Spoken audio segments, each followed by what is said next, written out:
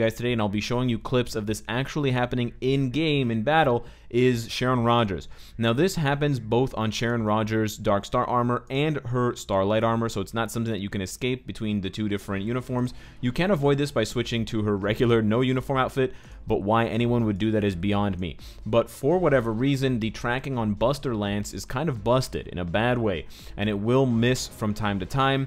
It seems that if the enemy moves while she's doing the setup to the skill, because the setup's not an iframe, where she kind of spins her shield in front of her, once she gets airborne and it's an iframe, if the enemy has shifted a little bit from their initial position, it will cause the tracking to be disrupted. Or if something happens to actually hit, some sort of environmental effect happens to move Sharon Rogers, like tornadoes or something like that for whatever reason, or if you're just on the very edges of the battlefield, there's kind of like an invisible wall, that can also cause her to miss. And you can see the miss very clearly because it goes over the head of the enemy and does 0 damage, and there's no numbers, or it hits in front of them while they're further away and it does very little, if any, damage.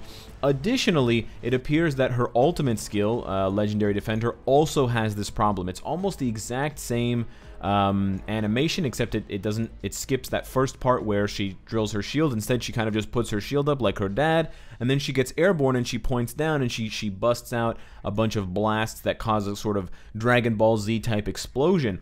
But that explosion can also be dodged. I don't have a clip of it to show you guys specifically. I'll just show you clips of where it's landing. But if you've tuned into any of my live streams recently, it probably happens to me at least once, or maybe once every other night, where I'm playing against Call Obsidian. It happens more against Corvus, and in between the jumping up, which is an iframe animation, and her actually targeting the enemy, which is no longer an iframe, the enemy has decided to move with a movement skill, and then you're left with a 0 damage effect ultimate skill, which is the ultimate letdown. And it actually happens even more against Thanos, because he uses that spare time into iframe and kind of shift back into those portals to shoot those purple lines that stop you from healing, and that is very frustrating. An additional